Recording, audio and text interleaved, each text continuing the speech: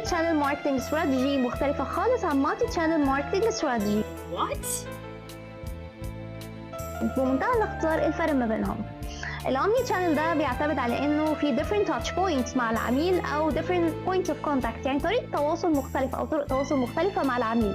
يعني حضرتك كعميل تقدر تشتري مثلا المنتج من خلال several types of channels أو أنواع مختلفة من قنوات الاتصال. يعني ممكن مثلا حبيت تشتري فريش ميل وجبة طازجة،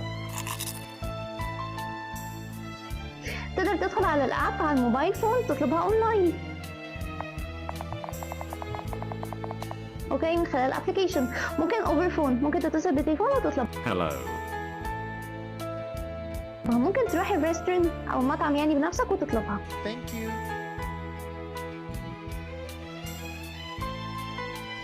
فالمكان ده بيقدم لك طرق مختلفة تقدر تتواصل بيها وتحصل على المنتج اللي انت محتاجه.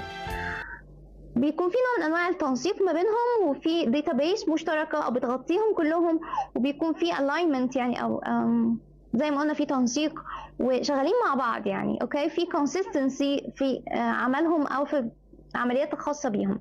ده مختلف عن المالتي شانل. المالتي شانل جايه من كلمه ايه؟ مالتي، يعني اوكي عندنا شانلز مختلفه، بس مين قال ان انا كبزنس هستخدمهم كلهم؟ انا هستخدم سنجل تاتش بوينت.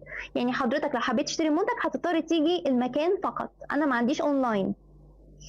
او العكس صحيح، حضرتك عايز تشتري ما عنديش غير اونلاين بس، single touch point، نقطة اتصال وحيدة فقط. أو ممكن أكون بستخدم different types بس مش هغطيهم كلهم زي الأومني channel. ده رقم واحد. ممكن أستخدم كذا channel بس مفيش أي تنسيق ما بينهم من أي نوع. إزاي بقى؟ يعني مثلا حضرتك رحت اشتريت منتج أونلاين، لقيت المقاس بتاعه مش مظبوط، قلت أوكي طب هروح الستور المحل هغير المنتج. هيقول لحضرتك لا أنا آسف ما عنديش الداتا بيس اللي بتقولي ان حضرتك اشتريت اونلاين. ليه بقى؟ لان كل channel عندنا works separately or independently from the other channels، بتشتغل بشكل منفصل ومستقل عن بقيه القنوات التانية. دي ليها داتا بيس غير دي ليها process او عمليه مختلفه عن العمليه بتاعه الشانل التانية. فحضرتك اشتريت اونلاين، انا اسف هتضطر ترجعه اونلاين. فمش بيبقى نوع من انواع التضييق ولا تصعيب الامر على العميل، هم معتمدين على مالتي شانل مش الاومني شانل.